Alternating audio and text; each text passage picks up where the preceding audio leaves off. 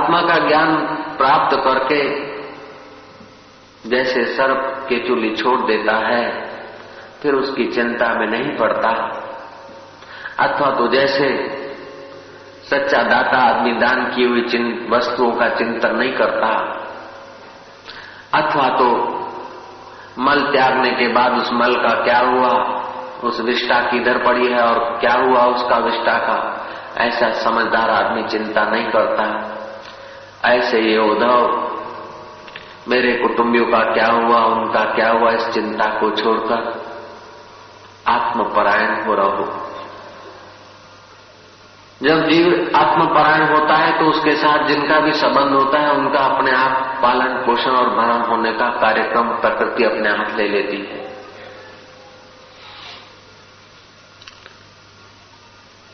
नाहक जीव चिंता करता है कि बच्चों का क्या होगा, बेटी का क्या होगा, बेटे का क्या होगा। अनंत अनंत सामर्थ्य जिस चैतन्य परमात्मा में है वो सृष्टि चला रहा है। जीव अपना अज्ञान सामने लाकर अपने को कर्ता भर्ता मानता है।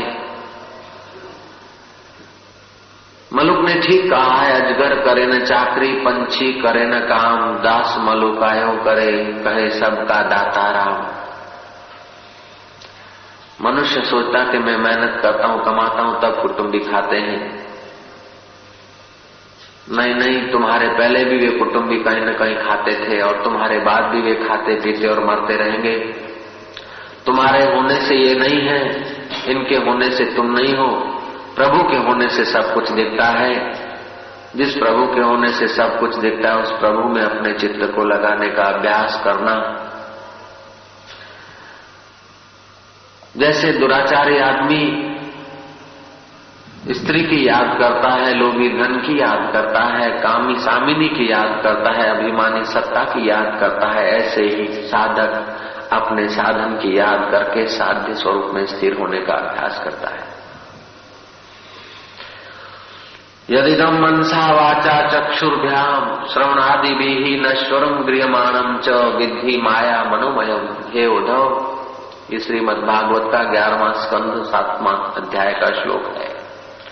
हे उद्धव, जो कुछ मन से सोचा जाता है, वाणी से श्रवण और नेत्र आदि इंद्रियों से अनुभव किया जाता है, वह सब नाशवान है, मन का विलास है, माया मात्र है। इस माया मात्र जगत को सच्चा मानकर जीवन गंवाकर उस पतंग की नाई अपना अंत मत लाना।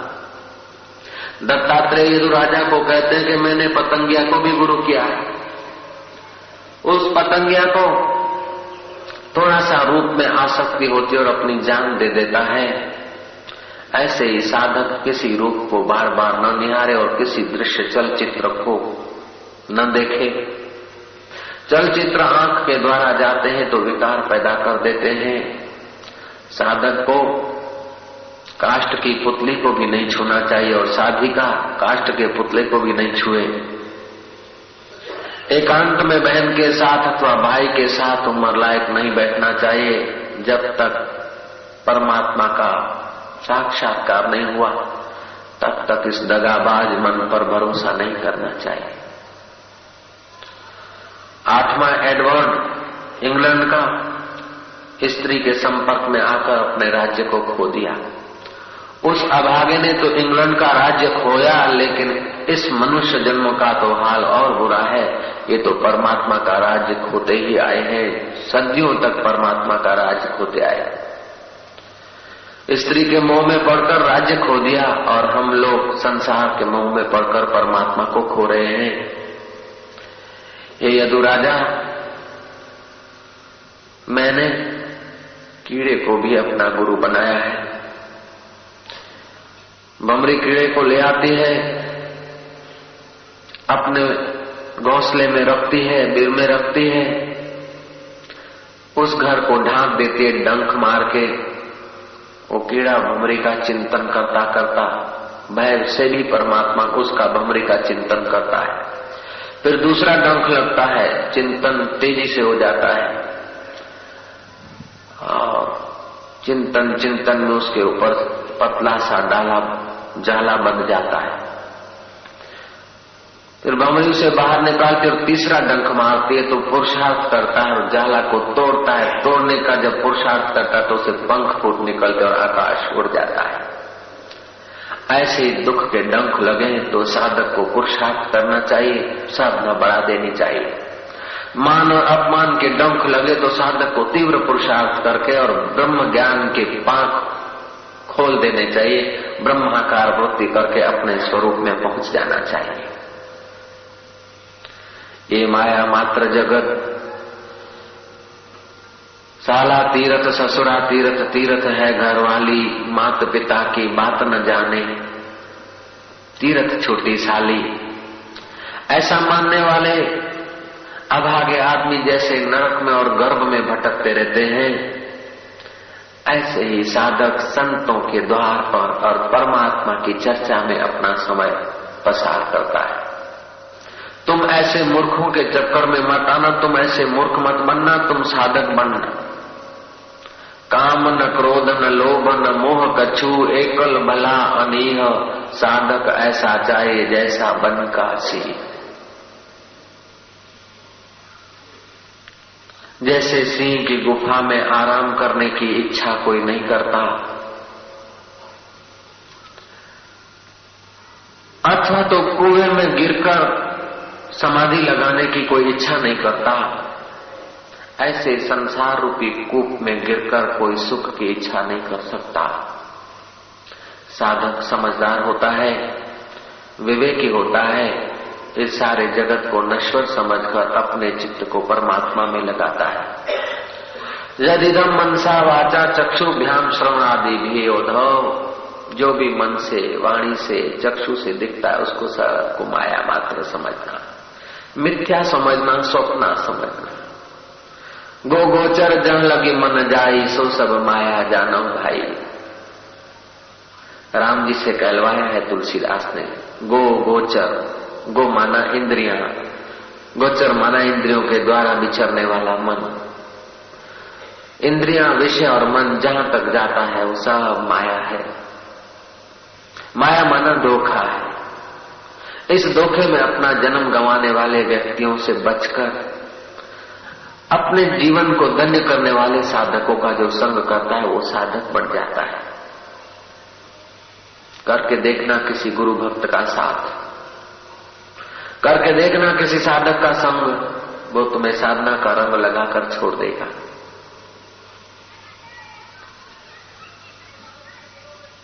जैसा संग होता है ऐसा रंग लग जाता है।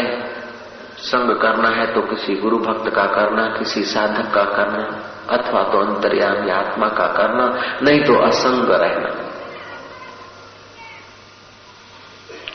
कठियारे पर गुरु की कृपा बरस रही है, कठियारे का विवेक और वैराग्य बढ़ रहा है।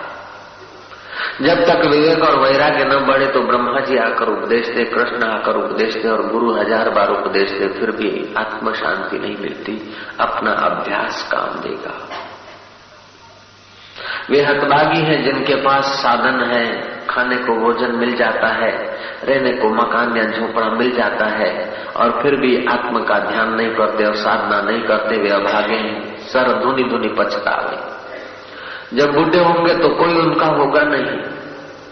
जब शरीर का तेज जाता रहेगा तो कोई सामने देखेगा नहीं। जब शरीर का बल जाता रहेगा तो कोई पानी देने वाला मिलेगा नहीं।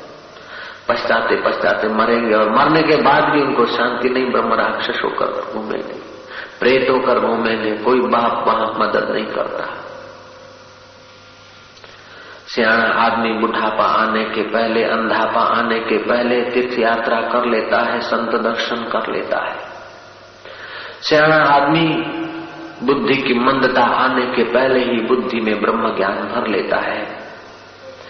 चतुर आदमी मन दुर्बल होने के पहले ही हरि की चर्चाएं का मनन करके आत्म शांति पा लेता है। समझदार आदमी मौत आने के पहले मर जाता है। जैसे वमन किया हुआ, उल्टी किया हुआ पदार्थ फिर खाने की इच्छा नहीं होती, ऐसे ही साधक को विषयों की इच्छा नहीं होती। जैसे हिंदू को गौमांस भक्षण करने की इच्छा नहीं होती, ऐसे ही साधक को जगत के पदार्थों का भक्षण करके सुख पाने की इच्छा नहीं होती। वो खाता है लेकिन शरीर को टिकाने के लिए, वो देखता है जीवन को चलाने के लिए, वो सुनता है प्रभु को पाने के लिए। जब तक हाथों में बल है, समझदार हाथ निर्बल हो जाएंगे, उसके पहले ही दान पुण्य और सेवा कर लेता है। जीभ लथड़ जाती है, बोलने का बल नहीं होता, उसके पहले ही वो राम नाम का रटन कर लेता है। बुढ़ा पाएगा, जीभ लथड़ जाएगी, नसों में शक्ति न रहेगी, भाषा जैसी तैसी होने लगेगी, दांत गिर जाएंगे, बुखाजी हो जाएंगे। उसके पहले ही वो हरि चर्चा कर लेता है, हरि चर्चा सुन लेता है, सुना लेता है। घर में आग लगने के पहले जिसके पास पानी है उसको पश्चाताप नहीं करना पड़ता। हे पथिक, तुझे जाना है तो ठंडे पौर तो अपनी यात्रा तय कर, नहीं तो धूप चलेगी और थकेंगे, आहें निकालोगे। सूर्य ढलेगा, अंधेरा हो जाएगा और तुम्हारे मार्ग रह जाएंगे, तो अपने मार्ग को तय कर ले ठंडे पौर। अभी जीवन ठंडे पौर में है, माँ बाप गुरु का सहयोग है, जवानी का सहयोग है, अक्ल का सहयोग है, भी ठंडा पौर है। अपनी आत्मज्ञान की यात्रा कर लो, नहीं तो बाद में फिर खूब पछताना पड़ेगा। छोड़ दे इस अंधे लोगों के व्यवहार की आसक्ति को। फलाना काम नहीं करूंगा तो लोग क्या कहेंगे, उधारा करके भी घर का पालन पोषण नहीं करूंगा तो लोग क्या कहेंगे, कूड़ कपट करके भी मोह ममता का व्यवहार नहीं करूंगा तो लोग क्या कहेंगे, इसकी चिंता को लात मार। लोकेश्वर को नहीं पाऊंगा तो वो क्या कहेगा, इसका ख्याल कर। आत्मदेव को नहीं पाऊंगा तो वो क्या कहेगा, इसका तो ख्याल कर। मनुष्य जन्म पाकर भी यदि पशुओं की नाई जीऊंगा तो प्रभु क्या कहेगा, गुरु का ज्ञान क्या करेगा। फिर अपने विवेक को सदा जागृत रखो। न जाने गुरु का सानिध्य कब तक है, न जाने ये तुम्हारे कान तुम्हारे लिए कब तक वफादार रहेंगे, पता थोड़ी। तुम्हारे कान बहरे हो सकते हैं, तुम्हारी आंखों की रोशनी जा सकती है, तुम्हारे गुरु कहीं चले जा सकते हैं अथवा मर भी सकते हैं। कोई पता नहीं क्या होगा कल। जब तक सहारा मिल रहा है तो चलने में हानाकानी मत कर, चल डाल जितना चलना चाहिए। जितना चल सके उतना चलने से काम नहीं चलेगा, जितना चलना चाहिए उतना चल डाल भैया। जितना टिकट वाले को पैसा दे सको उतने की टिकट से काम नहीं चलेगा, जितने टिकट के लिए पैसे होने चाहिए उतने जुटा लो। जितना प्रभु को पाने के लिए विवेक और वैराग्य चाहिए उतना जुटा लो, वरना गाड़ी तो मोक्ष द्वार तक पहुंच जाएगी और हम यहीं के यहीं न रह जाएं। सूर्य ढल जाए और यात्रा अधूरी न रह जाए, इसलिए खूब विवेक का वैराग्य का सहारा लो। अपने मन को कहो कि ये मिल गया फिर क्या, ये खा लिया फिर क्या, ये रख लिया फिर क्या। रुपए थापण रख के मर जाओगे, भोगेगा कोई। दत्तात्रेय कहते हैं मैंने मधुमक्खी को भी गुरु बनाया है। मधुमक्खी संग्रह करके मर जाती है, संग्रह के कारण ही उसे कोई और निचो लेता है। साधक को अधिक संग्रह नहीं करना चाहिए, भविष्य की चिंता नहीं करना चाहिए, वर्तमान में आत्म मस्ती में रहना चाहिए। रोटी के टुकड़ों की चिंता नहीं करना चाहिए। सोचा मैं न कहीं जाऊंगा, यहीं बैठकर अब खाऊंगा। जिसको गरज होएगी लाएगा सृष्टि करता, खुद आएगा। ऐसे लोग हमारे सामने से गुजरे, फिर भी हम सोच रहे कि थापण मुको, आम करो, तेम करो, પડ્યું પડ્યું હળ્યું જશે એમ કહ્યું કર્યું કજો જશે, પણ જે કઈ મૂકવાનું છે પોતાના ચિત્તને આત્મામાં મૂકો। समय बड़ा कीमती है, एक श्वास चला जाए तो वापस लौटने का कोई सहयोग नहीं।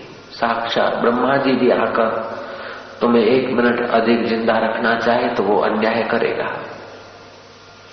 मनुष्य जन्म में जितने तुम्हें श्वास मिले हैं 21,600 श्वास प्रतिदिन तुम्हारे नाश हो रहे हैं।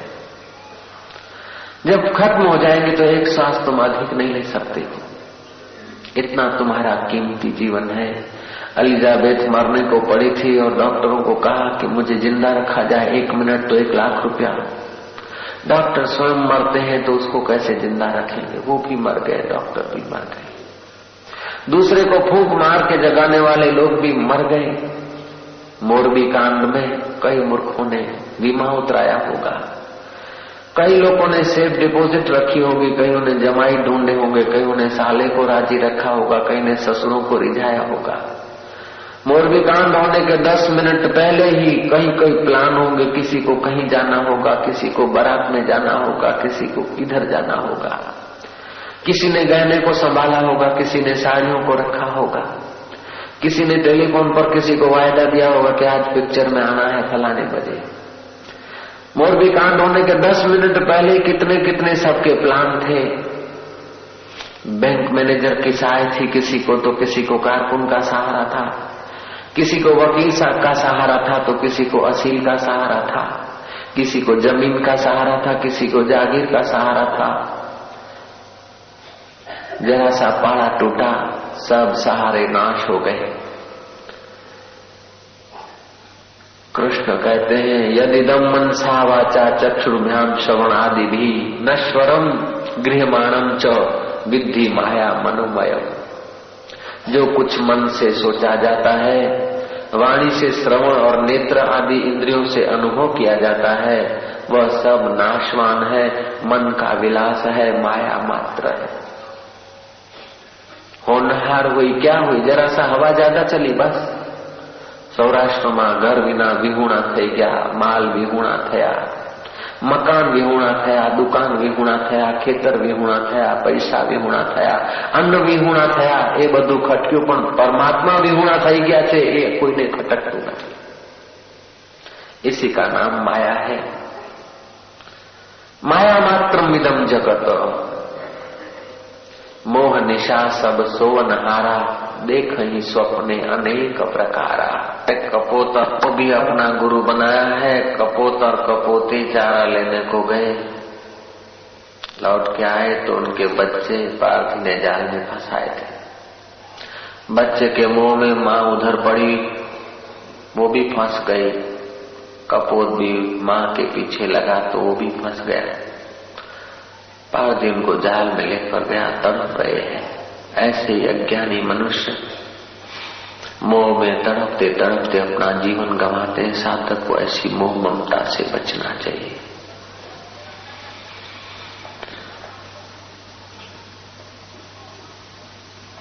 जैसे ददकती आग को कोई शया बनाने की इच्छा नहीं करता,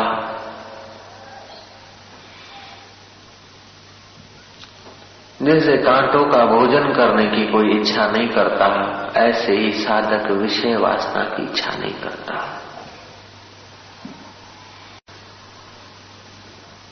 जैसे सर्प के मुंह में पड़ा हुआ मेढक नहीं सोचता कि मैं काल के मुंह में पड़ा हूं और जंतुओं को झेलता रहता है, ऐसे ही अज्ञानी मनुष्य काल के मुंह में पड़े हैं और विषयों का सेवन करते हैं। सफेद बाल आ जाते हैं, झुर्रियां पड़ने लगती है, फिर भी उन अभागों को पता नहीं चलता कि काल ने मेरे को पकड़ा है। कब झपेट लेगा वो पता नहीं चलता। इस सरोवर के जल को बाद में पीना, यदि पिएगा तो मर जाएगा तुरंत। खबरदार मेरे प्रश्न का उत्तर दे।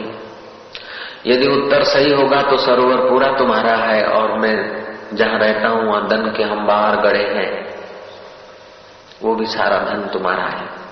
मेरे प्रश्न का उत्तर दो। इस जगत में आश्चर्य क्या है ये मुझे बताओ।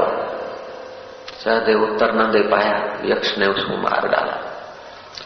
दूसरा भाई खोजते खोजते वहीं पहुंचा, देखा कि एक भाई मृतक है। मृतक भाई को बाद में उठाऊंगा, प्यास लगे, पानी पीने को जाता है। फिर अज्ञात वाणी हुई, ये नकुल सहदेव को देख, लाश हो पड़ा है, तेरा भी हाल हो जाएगा।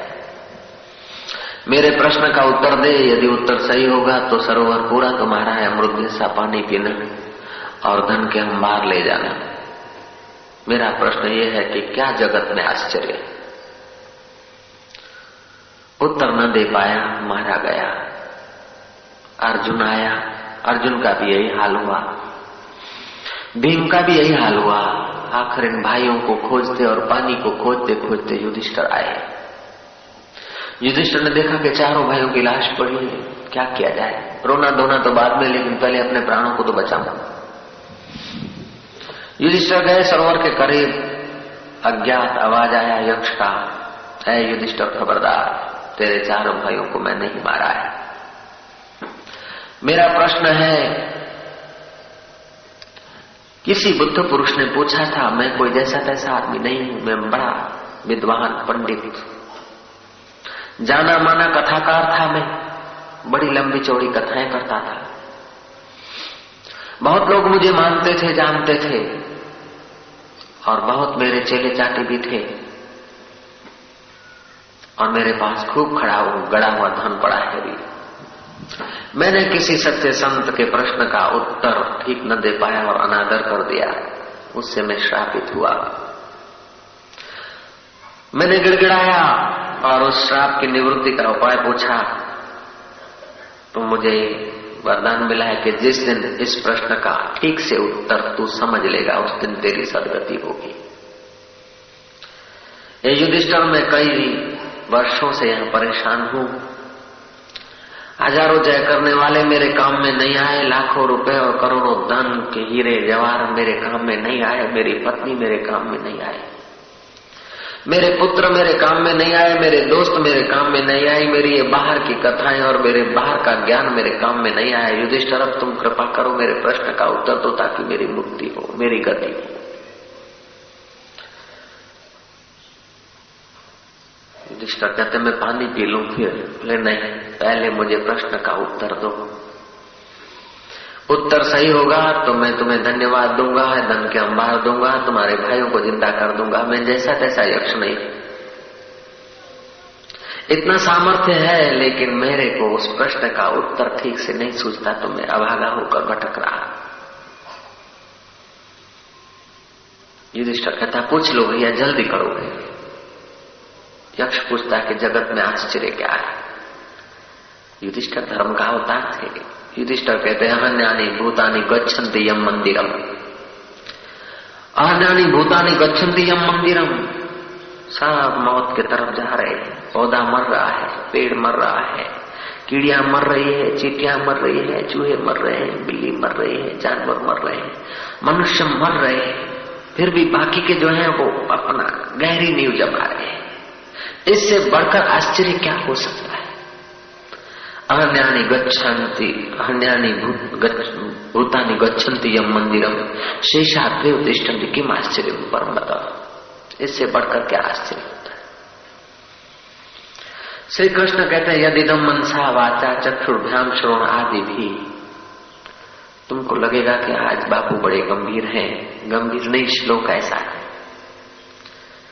आज वचन ऐसा मिल पड़ा है, श्लोक ऐसा लिख दिया गया है कि तुम्हारे जीवन का राज खुल जाए। शायद एक वचन तुम्हें लग जाए, शायद एक अक्षर तुम्हें लग जाए, शायद कोई वाक्य चुभ जाए तीर की नाई। यदिदम मनसा वाचा चक्षुर्भ्याम श्रवण आदि भी नश्वरम गृह्यमाणं च विद्धि माया मनोमयम। जो कुछ मन से सोचा जाता है, वाणी से श्रवण नेत्र आदि इंद्रियों से अनुभव किया जाता है, वह सब नाशवान है, मन का विलास है, माया मात्र है, धोखा मात्र है, दिखने भर को है, बाकी कोई तुम्हारा कुछ नहीं। हजार हजार दावा दे तुम्हें पिता की, तुम चिंता नहीं कर, बेटी में बैठा हूं। बेटी लाख लाख वायदा करे कि पप्पा तुम चिंता मत करना, मैं तुम्हें सुख दूंगी। बेटा सुख देगा, बाप सुख देगा, फलाना सुख देगा।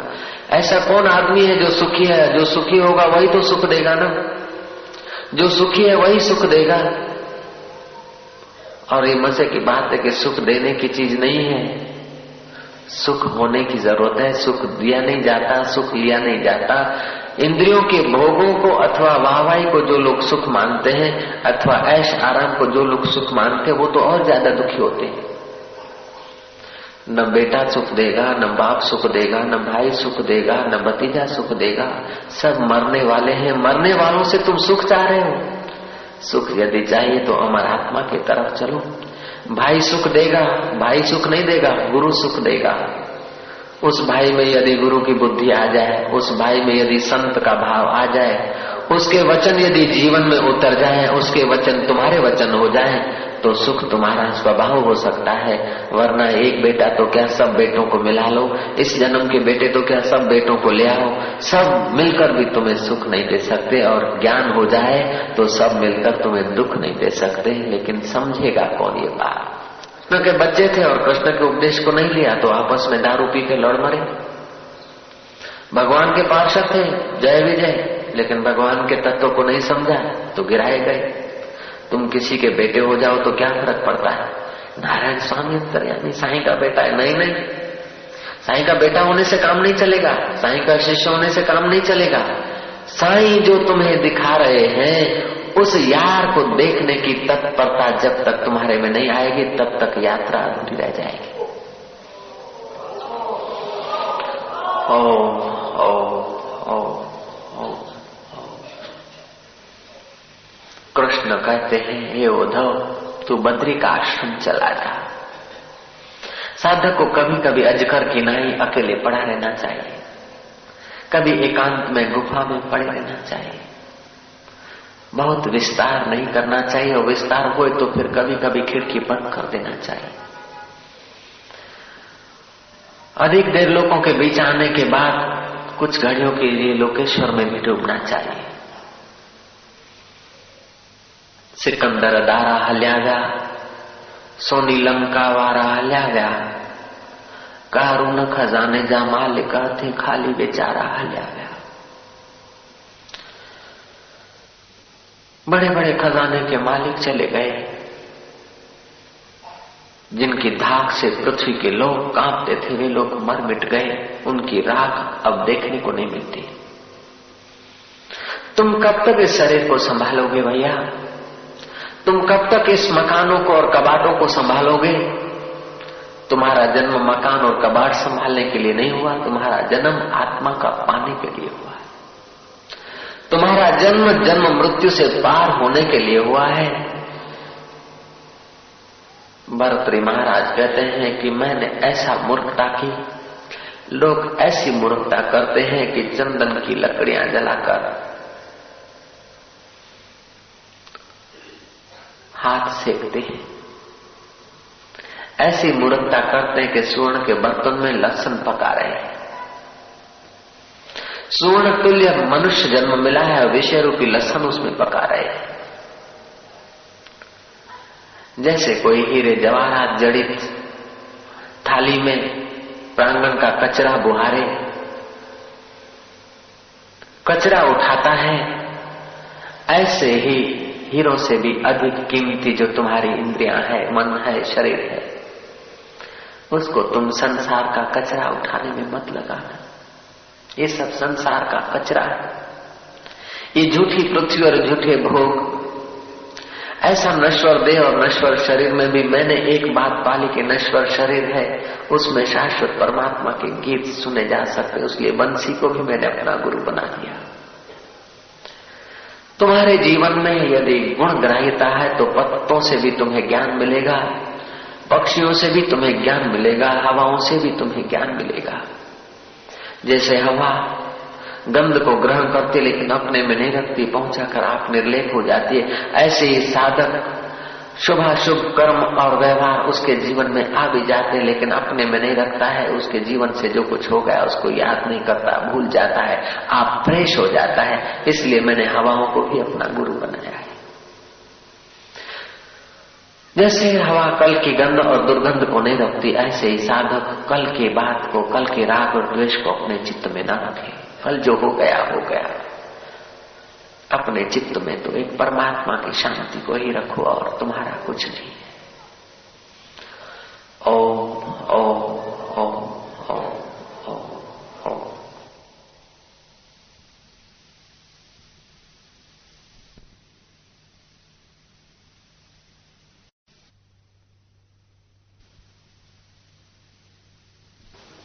देखिए सुनिए गुनिए मन माही, मोह मूल परमार्थ नाही।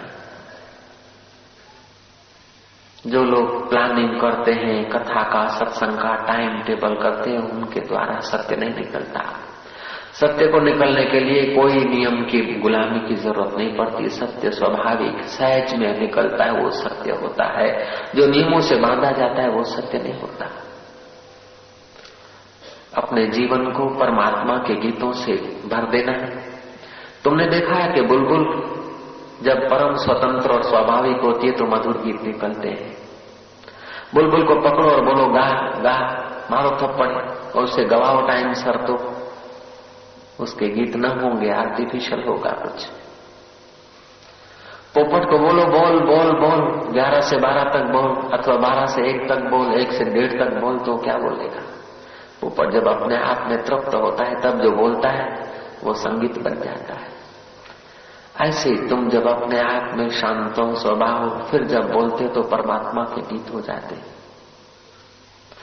सत्य को नियमों में नहीं बांधा जा सकता है, कथाओं को नियमों में बांधा जा सकता है, ऑफिस के काम को नियम में बांधा जा सकता है, लेकिन संतों की वाणी को नियमों में नहीं बांधा जा सकता। पहले का जमाना था, ऋषि के आश्रम में लोग जाते थे, रहते थे, घूमते घामते 2 वचन निकल पड़े, चलते फिरते 10-5 मिनट मिल पड़ा, 2 घंटा 4 घंटा कभी मिल गया, कभी 4 दिन में 1 बार मिल गया। सहज में जो आ जाता था वो गुरु के वचन गुरु के नहीं रहते थे, साधक के बन जाते थे, शिष्य के बन जाते थे। उन वचनों को आत्मसात करके शिष्य शिष्य नहीं बनते थे, शिष्य भी गुरु हो जाते थे। ये काम अटपटा नहीं है, लेकिन जगत सच्चा लगता है, इंद्रियों के भोग लोलुपता ले आते, तब ये काम कठिन होता है। नहीं तो परीक्षित 7 दिन में मुक्त हो सकता है, जनक राजा पैंगड़े में पैर डालते मुक्त हो सकता है, खटवांग 1 मुहूर्त में मुक्त हो सकता है। तो हम लोगों को देरी क्यों होती है? या तो हमारे गुरु अज्ञानी है, मूर्ख है, लोभी है, लालची है, कथाकार है, या तो फिर हमारे अंदर अज्ञान है, लोभ है, मोह है, ममता है, ईश्वर से ज्यादा जगत को मूल्य दे बैठे हैं, ईश्वर से ज्यादा बाहर की वाहवाही को देखते हैं, ईश्वर से ज्यादा बाल बच्चों को मूल्य दे बैठे हैं, ईश्वर से ज्यादा धन जन और सुख संपत्ति को मूल्य दे बैठे हैं। या तो हमारी गलती है, या गोला कंदम है, या तो पावर हाउस नहीं है, या तो पावर हाउस का कनेक्शन में कुछ गड़बड़ है, या हमारी श्रद्धा में गड़बड़ है, या हमारी समझ में गड़बड़ है, या तो हम कंडम है, या तो हमारा गुरु कंडम है। ऐसा समझ लेना। तुम्हारे जीवन में गुरु की मुलाकात के बाद यदि परिवर्तन नहीं दिखता है तो समझ लेना कि कहीं न कहीं गलती है। तुम जैसे थे वैसे के वैसे यदि अभी भी तुम हो तो समझ लेना कि कहीं न कहीं खराबी है। वायर को ठीक कर लो, या तो गोला को चेंज करो, या तो फिर पावर हाउस बदल लो। भगवान के लिए गुरु को छोड़ना पड़े तो खुशी से छोड़ देना, लेकिन परमात्मा को मत छोड़ना। बाप को छोड़ना पड़े तो छोड़ लेना, लेकिन परमात्मा को मत छोड़ना। बहन को छोड़ना हो तो छोड़ देना, भाई छोड़ना पड़े तो छोड़ देना, पुत्र और परिवार को छोड़ना पड़े तो छोड़ना, लेकिन उस परमात्मा को मत छोड़ना। और देह का त्याग करना पड़े तो कर देना, चांदाल के घर की भिक्षा मांग कर जीना पड़े तो जी लेना, लेकिन उस ईश्वर का त्याग करके महलों में रहने की जरूरत नहीं। उस महल में रहने वाले कब्र में दफनाए गए हैं, उन महलों में हवा खाने वाले राख हो गए हैं। मुबारक हो मरनारा में। ओम ओम ओम ओम ओम ओम ओम ओम ओम।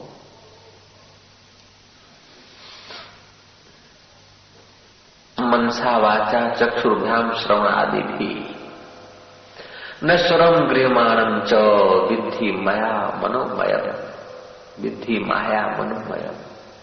इस श्लोक को तुम जरा याद कर लो तो ठीक ही रहेगा। यद् नश्वरं गृह्यमाणं च नश्वरं गृह्यमाणं विद्धि माया मनोमयम्। श्रीमद् भागवत का 11वां स्कंद है और 7वां अध्याय है शायद। यदिदं मनसा वाचा चक्षुर्भ्यां श्रवण आदिभिः चक्षुभ्यां श्रवण आदि नश्वरं गृह्यमाणं च नश्वरं गृह्यमाणं माया मनो विद्धि माया मनोमयम् विद्धि। जो कुछ मन से सोचा जाता है जो कुछ मन से सोचा जाता है, वाणी से श्रवण नेत्र आदि इंद्रियों से अनुभव किया जाता है, वाणी से श्रवण नेत्र आदि इंद्रियों से अनुभव किया जाता है, वह सब नाशवान है, वह सब मन का विलास है, माया मात्र है, स्वप्न मात्र है, भ्रांति मात्र है। इसी बात को तुलसीदास अपनी भाषा में कहते हैं, देखिए सुनिए गुनिए मन माही, देखिए सुनिए गुनिए मन माही, मोह मूल परमारथ नाही। देखिए सुनिए गुनिए मन माही, देखिए सुनिए गुनिए मन माही, मोह मूल परमारथ नाही। ओम ओम ओम ओम ओम ओम ओम ओम। कीर्तन करने से, शायद विवेक और वैराग्य की बात सुनने से ऐसी कोई घड़ियां आ जाए, एक वचन भी आपको अपना हो जाए, बस बेड़ा पार हो जाएगा। एक अक्षर भी तुमको अपना बन जाए, बस अभी शास्त्र का है, गुरु का है, ये तुम्हारा वचन हो जाए, काफी हो जाएगा। ये मोह मूल है, इतना केवल हो जाए ना, बस काफी। मोह मूल है, माया मात्र है, तो बाजीगर के रुपए नाश होते हैं तो बाजीगर रोता नहीं, बाजीगर के खिलौने टूटते तो बाजीगर रोता नहीं, सिनेमा का हलवाई मर जाता है तो हलवाई रोती नहीं। सिनेमा के पर्दे पर सब चीजें आती और जाती हैं, लेकिन दर्शक बाहर निकलते तो उनकी स्मृति रखते नहीं है, और यदि रखते हैं तो बेवकूफ है। ऐसे ही ये सारा संसार की स्मृति मरने के पहले मिटा देना, क्योंकि सब स्वप्न मात्र है। यदिदं मनसा वाचा चक्षुभ्यां श्रवण आदिभिः चक्षुभ्यां श्रवण नश्वरं गृह्यमाणं च नश्वरं गृह्यमाणं विद्धि माया मनोमयम् विद्धि। देखिए सुनिए गुनिए मन माही, देखिए सुनिए गुनिए मन माही, मोह मूल परमारथ नाही, मोह मूल। देखिए सुनिए गुनिए मन माही, देखिए सुनिए गुनिए मन माही, मोह मूल परमारथ नाही, मोह मोह मूल परमारथ नाही, मोह मूल परमारथ। ये एक चौपाई तुम अपनी बना लो तो बेड़ा पार करने में फिर और मेहनत नहीं करनी पड़ेगी। ये एक चौपाई तुम अपनी बना लो केवल। देखिए सुनिए गुनिए मन माही, देखिए सुनिए में विचार करने में आ रहा है, वो सब मोह मूल है, वास्तविक में नहीं है, परमार्थ नहीं है। मोरबी में जैसे सब था, 10 मिनट के बाद देखो तो छू हो गया, ऐसे ही महाप्रलय में ये जगत पूरा का पूरा छू होता है। हम परवाना भेजिया वाचत कबीरा रोए, क्या करूं तेरी वैकुंठ को, जहां साध संगत नहीं हो। स्वर्ग का अमृत पीने से पुण्य नाश होते हैं और सत्संग का अमृत पीने से पाप नाश होते हैं। स्वर्ग का अमृत पीने से अप्सरा मिलती है और सत्संग का अमृत पीने से परमात्मा मिलता है। जैसे कुत्ते का मांस खाने की कोई इच्छा नहीं करता, ऐसे ही साधक अप्सराओं के मांस को चूसने की इच्छा नहीं करते। साधक तो सब इंद्रियों को समेट के अपने आत्मा में आता।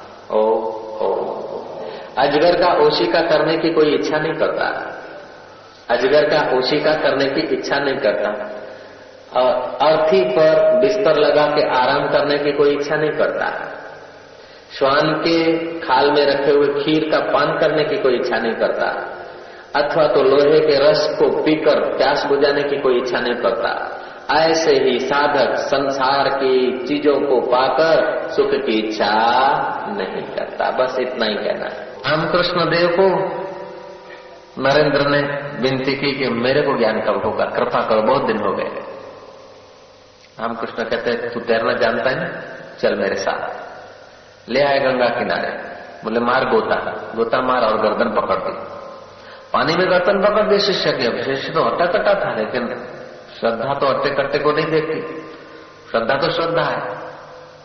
पानी में तुम्हारी गर्दन पकड़ ले कोई, क्या होगा ये अनुमान करना है। सांस रुंधा देता, निकाला तो लंबी श्वास लेकर गुरुजी की तरफ देखा, कुछ कहना नहीं, फरियाद तो वो जगह नहीं, यहाँ समर्पण है, अनकंडीशनल सरेंडर होने की बात थी। बोले अच्छा बेटा तूने गोता तो ठीक मारा, फिर से जरा मार। अब पता कि फिर से मारे क्या करेंगे क्या पता, लेकिन कह रहे हैं गुरुजी चलो मार। फिर से गोता मारा तो पहले जितनी देर पकड़ रखा उससे कुछ सेकंड ज्यादा पकड़ रखा, छोड़ा तो देखा क्या। फिर बोला बेटा फिर एक और मारा। परिस्थितियां कहती है कि तो मरने का धंधा है, जरा ना कह दूं, ऊपर का मन कहता है ना कह दूं, व्यवहार कहता है कि कुछ छटकने की बात बता दूं, लेकिन श्रद्धा कहती है कि चलो जो भी होगा साधु ते होवे न कारज हानि, ब्रह्म ज्ञानी ते कछु बुरा न भया। साधु ते होवे न कारज हानि।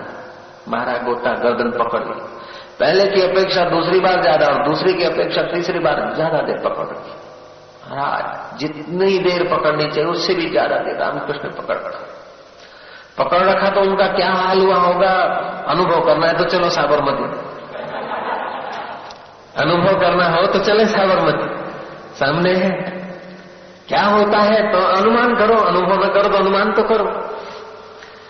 जब तीसरी बार गुरुदेव ने छोड़ा तो आंखें तो बस, सांस कुछ कह रही है, चेहरा कुछ कह रहा है, रुआ रुआ कुछ कह रहा है, लेकिन सब कुछ श्रद्धा ने बांध रखा है। रामकृष्ण पूछते बेटा क्या हुआ पहली बार, दूसरी बार और तीसरी बार। बोले गुरुजी बस ये क्या हो रहा है, बस बाहर निकलूं। पहले तो हुआ कि धक्का मार के निकलूं, फिर श्रद्धा ने रोका कैसे भी करके, लेकिन बस बाहर निकलूं। बोले जा दोबारा जब गर्दन दबाई तब क्या हुआ। बोले दोबारा भी यही हुआ कि बाहर निकलूं बाहर निकलूं। गुरुजी अच्छे हैं या बुरे ये भी याद नहीं आया, घर जाना है या मकान। बोले और कुछ, किसी से मिलने की इच्छा हुई। बोले बना। कुछ खाने की, बोले कुछ बनने की इच्छा हुई। बोले ना। जगत को सुधारने का विचार आया। बोले नहीं। खुद सुधरने का विचार आया। बोले नहीं। किसी को मारने का विचार आया। न मारने का विचार आया, न मरने का विचार आया, न जीने का विचार आया, बस बाहर निकलूं, बस इधर से निकलूं उधर से निकलूं, अगल से निकलूं बगल से निकलूं, बस बाहर आ जाओ पानी। बोले उस समय उधर कोई तेरे को हीरे मोती दे देता तो। बोले गुरुजी कोई बात। बोले कोई राज अभिषेक कर देता, वहां कोई मछली आती, मत्स्य अवतार आता और बोला राज अभिषेक करता हूं और 2 घड़ियां बैठ। बोले गुरुजी मत्स्य अवतार आए कि और कोई अवतार है, बस बाहर निकलूंगी जो कौन। बोले अच्छा तीसरी बार जब गर्दन दबाई तब क्या हुआ था। बोले तीसरी बार तो गुरुजी पहली बार से दूसरी बार ज्यादा, दूसरी बार से तीसरी बार, बस यही हुआ था। बोले तीनों समय को एक बार मिला दे, ऐसी जब तड़प होगी तब तेरे को परमात्मा भीतर दिखाई देंगे। राजा विक्रमादित्य जा रहे थे, कोई ब्राह्मण निराश होकर यज्ञ कर रहा था, क्योंकि 12 साल पूरे हो गए यज्ञ करते करते, अभी आदित्य के दर्शन नहीं हुए। विक्रमादित्य ने पूछा कि क्या कर रहे हो मारमन। बोले राजन मैं यज्ञ करता हूं, लेकिन भगवान सूर्यनारायण यूं देखते हैं, यहां आके प्रकट होते तो क्या फर्क पड़ता है। मेरा यज्ञ स्वीकार नहीं कर रहे। विक्रमादित्य ने कहा तेरा यज्ञ स्वीकार नहीं कर रहे, तू तेरा यज्ञ तू कर ही नहीं रहा। यज्ञ करे और भगवान प्रकट न हो। देख मैं करता हूं, हट जा। अपना जो कुछ नहाने धोने की विधि थी करके अपना चंदन का तिलक करके मयान में से तलवार निकाल कर रख दी। अपने मन को कहा कि तो देख इधर उधर गया, आज शाम होते होते भगवान भास्कर नहीं आए तो फिर अग्नि में ये मस्तक जाएगा। यज्ञ करते करते शाम क्या होना है, शाम के पहले सुबह हो गई। सूर्यनारायण प्रकट हुए, दर्शन दिए। विक्रमादित्य बोलते हैं यज्ञ ऐसा किया जाता है, निश्चय बल ही इस परिस्थितियां लाता है, बाकी ऐसे ऐसे से काम नहीं चलता। तीव्रता हो तो 7 दिन काफी है, 1 मुहूर्त काफी है। तीव्रता नहीं हो इसलिए गुरुओं को मेहनत करना पड़ता है, राग रगिनी है, वो प्रसाद है, वो ताकि कभी न कभी पुण्य बढ़े, ताकि तीव्रता लाए। इंतजारी बेकरारी दर बदर, वो घड़ियां आती है कि आपको बस चैन नहीं पड़ती, तब वो अंदर से प्रकट हो जाता है। ईश्वर को पाने के लिए इतना लंबे चौड़े सत्संग की जरूरत नहीं है, लेकिन ईश्वर की प्यास पैदा करने के लिए। ईश्वर तो अपना आपा है। कृष्ण के साथ खड़ा है आदमी, फिर भी ईश्वर से दूर है वो। अर्जुन जैसा आदमी कृष्ण के साथ खड़ा है, भगवान के साथ खड़ा है, फिर भी ब्रह्म ज्ञान से दूर है।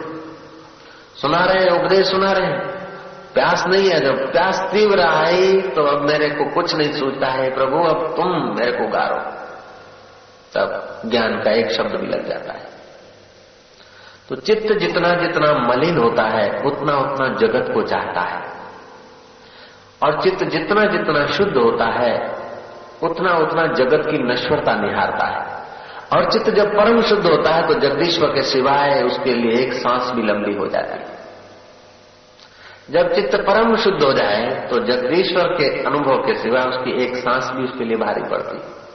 राम तीर्थ रात रात भर रोते थे कि आज की रात चली गई। ध्रुव को 5 वर्ष में प्रहलाद को मिला, मेरा 22वां साल जा रहा है, अब ये 22वां साल भी अंत की घड़ियों में आ रहा है, 22वां पूरा हो जाएगा।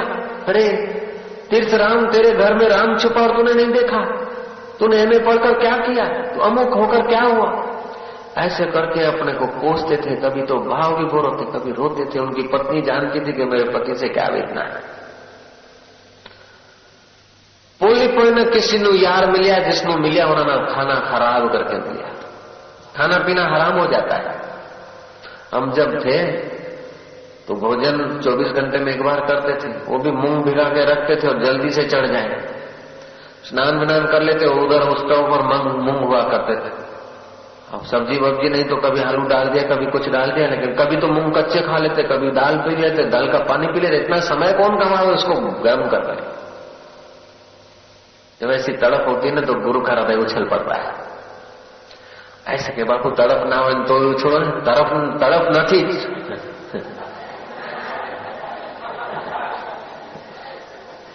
हाँ, तड़प नहीं है फिर भी बाबा जी उछलो ने। बाबा जी तो उछलते रहते हैं, तुम हमें तड़प नहीं है फिर भी बाबा जी उछलते रहते हैं। उछलते रहते हैं तो भी अनुभव नहीं होता है कि तड़प नहीं, इसलिए उछला हुआ विमाल आकर चला जाता है, थोड़ा मजा दे देता है। नहीं तो एक उछल में अनुभव हो सकता है, वो अनुभव नहीं होता, झलक आ जाती है। और झलक आती उसी लिए तो पहुंचते हो तुम, नहीं तो अहमदाबादी।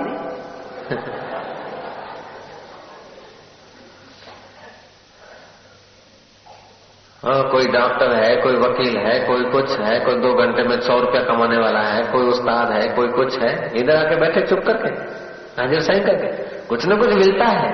और मिलता है, अनुभव में आता तो कुछ न कुछ पुण्य तो है। लाखों लाखों आदमी ने जो उसमें श्रद्धा नहीं, उससे तुम श्रेष्ठ हो। श्रद्धा तो है, लाखों लाखों लोगों को श्रद्धा है, लेकिन उस श्रद्धा का सदुपयोग नहीं करते, तीर्थ में नहीं जाते हैं, उससे वो तीर्थ में जाने वाले अच्छे हैं। लाखों लोग तीर्थ में जाते हैं लेकिन सत्संग नहीं सुनते, कथा नहीं सुनते, उससे कथा वाले श्रेष्ठ है। लाखों लोग कथा सुनते हैं लेकिन वो कथा का आध्यात्मिक अर्थ नहीं समझते, सत्संग नहीं सुनते, कथाएं सुन लेते हैं, उससे तो सत्संग सुनने वाला श्रेष्ठ है। और लाखों लोग सत्संग सुनते हैं उससे मनन करने वाला श्रेष्ठ है।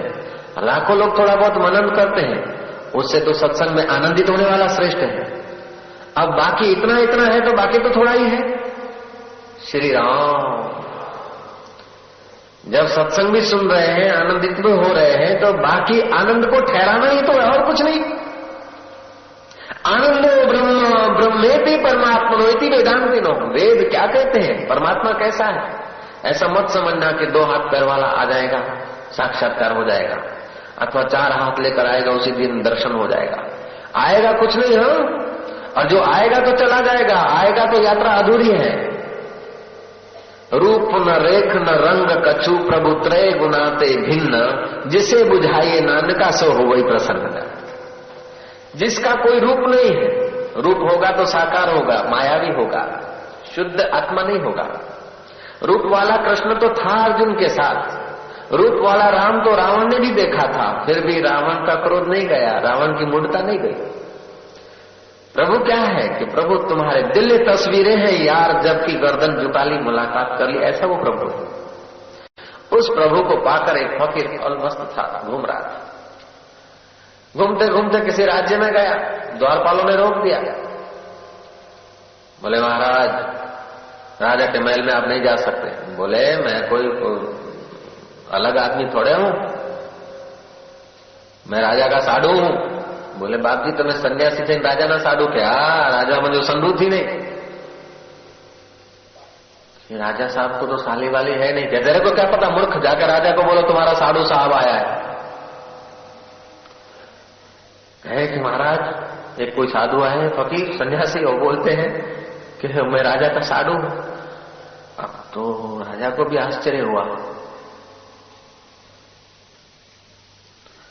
राजा को भी आश्चर्य हुआ कि मेरा साधु। पत्नी को बुलाया कि तेरी तू तो बोलती नहीं मैं अकेली हूं, एक ही बहन है, मैंने तो देखी नहीं साली, कोई बड़ी साली थी क्या और मैं मां की? नहीं। बोले नहीं एक ही हूं मैं, एक ही, बस एक ब्रह्म जैसी हूं मैं भी। जैसे ब्रह्म एक है ऐसे मैं भी माता पिता को एक ही हूं। तो फिर साधु से मिलना पड़ेगा, बुलाओ साधु को। बिठाया, बोले बात। बोले हाँ साधु भाई। बोले महाराज ये हमारी पत्नी के सामने बात खोले करे, आप मेरे को साधु कैसे मानते? बोले तू मेरा साधु है, अपन दोनों साधु भाई हैं। बोले बाबा जी कैसे? रानी को बोला तो याद कर, कोई काका की छोकरी, कोई किसी की छोकरी, कोई ऐसी में से कोई कहा नका दिन लो देव, बुल में मता दिन लो देव। श्री राम का मिट्टी माटी का गोल फूल। तो बाबा जी के चेले ने कहा कि बाबा जी ब्रह्मचारी। श्री राम, हमारे गुरु जी ब्रह्मचारी, नको तो निकाह कीजिए, नको कमासी जी आए। श्री राम। फकीर ने कहा चेला भी ठीक कह रहा है, मैं भी ठीक कह रहा हूं। मेरा शिष्य कहता है कि ब्रह्मचारी है गुरु जी, वो भी ठीक कह रहा है, और मैं कहता हूं तू मेरा साधु है, मैं भी ठीक कह रहा हूं।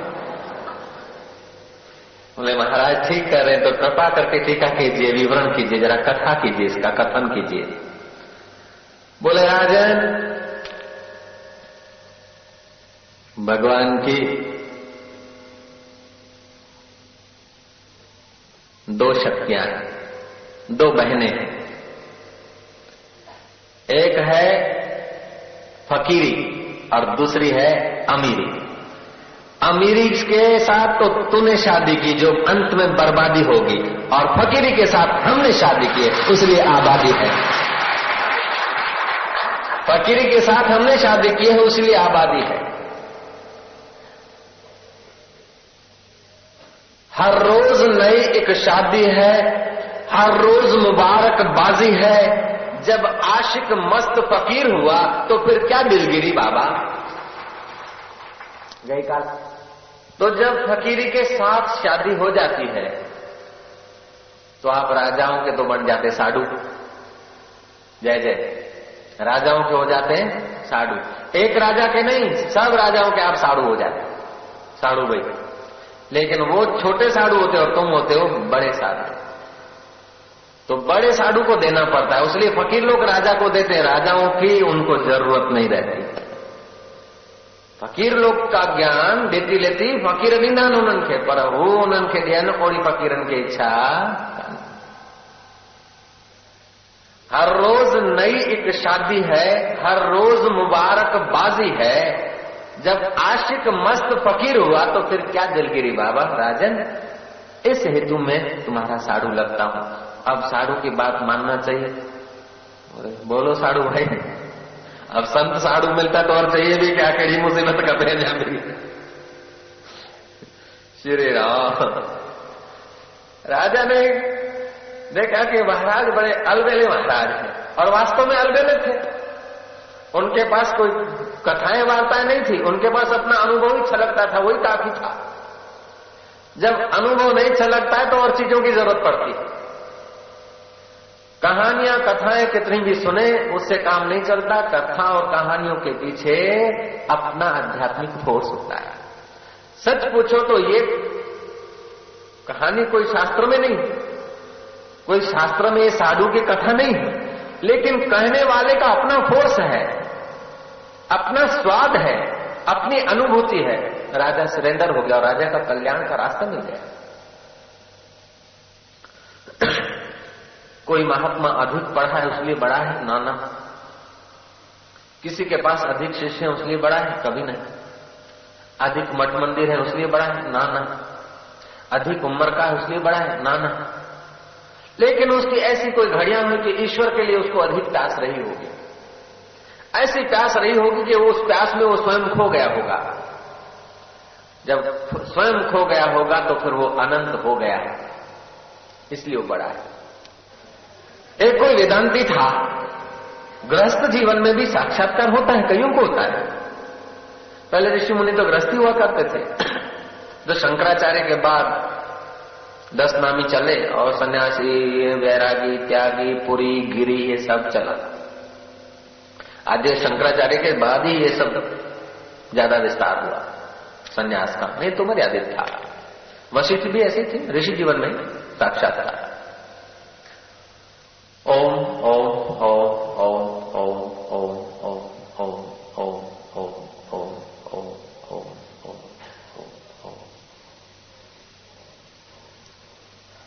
ओम। नाथ बहुत बढ़िया बात थी। क्या बात? वेदांती था, गृहस्थी। उसके पास कोई आदमी आया, ज्ञानी में और अज्ञानी में क्या फर्क होता है, इसको पूछना था। वो वेदांती सब्जी लेने गया था। वो संत जो थे, संत कह देंगे क्योंकि उसके मन की वासनाएं शांत हो गई, इसलिए संत। उसको काका भी कह दो। वो काका सब्जी लेने गया था और कोई आदमी जिज्ञासु उससे प्रश्न पूछने गए, उसके घर पहुंचा तो बैठ गया पलंग पे टांग चढ़ा के सेठ होके।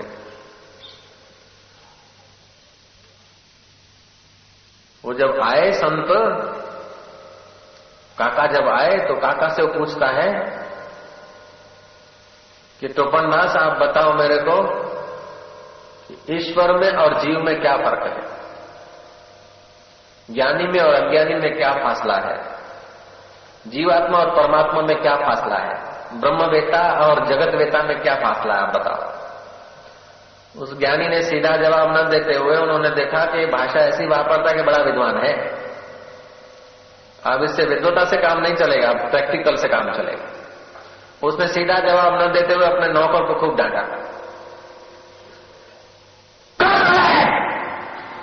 महाराज नौकर को डांटा तो उसकी पैंट गीली हो गई। जीव का स्वभाव होता है भय। उस सुरका उतर के नीचे बैठ गया, जो पलंग में बैठा था न उतर के नीचे बैठ गया और हाथ जोड़ के सुपड़ गया। टोपनदास सिंहासन पर बैठ के बोलते हैं कि इसका नाम है ब्रह्म और इसका नाम है जीव।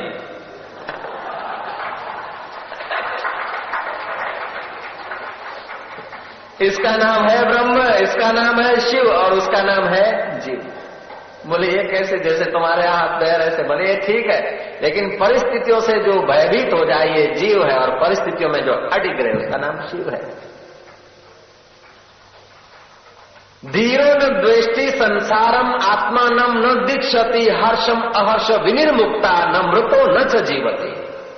तुम्हारे मारने से वो मरता नहीं और तुम्हारे जिलाने से वो जीता नहीं, तुम्हारी प्रशंसा करने से वो बढ़ता नहीं और तुम्हारी निंदा से वो उतरता नहीं। उसका नाम है ब्रह्मवेता। न दिल में द्वेष धारे थो, न कैसा रीस आ उन जी, न कह दुनिया जी हालत जो करे पर याद थो ज्ञानी। छो गुंगो आहे? न बोड़ो आहे? चरियो आहे? जराब न। पोइ छो बहारी बाग जे वांग रहे दिल शाद तो ज्ञानी। रही लोडन में लोडन खां रहे आजाद तो ज्ञानी। लोडों में रहते हुए, जुल्लों में रहते हुए, संसार में रहते हुए, संसार के आघात और प्रत्याघात में रहते हुए भी उसके चित्त में कभी भी क्षोभ नहीं होता, क्योंकि वो समझता है यदिदं मनसा वाचा, यदिदं मनसा वाचा चक्षुभ्या श्रवण आदिभिः, चक्षुभ्यां श्रवण आदि नश्वरं गृह्यमाणं च, नश्वरं गृह्यमाणं विद्धि माया मनोमयं, विद्धि माया। ये श्लोक श्री कृष्ण उद्धव को समझा रहे हैं।